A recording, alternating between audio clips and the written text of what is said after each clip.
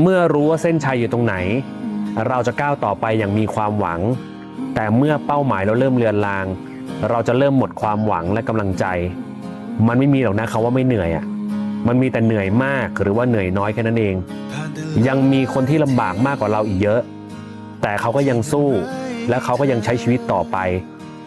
อย่าเพิ่งท้ออย่าเพิ่งหมดหวังสู้ต่อไปนะ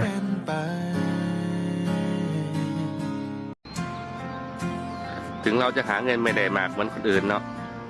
เราไม่ต้องเอาตัวเองไปเปรียบเทียบกับใครดอกต้นทุนคนเราอ่ะมันมีไม่เท่ากัน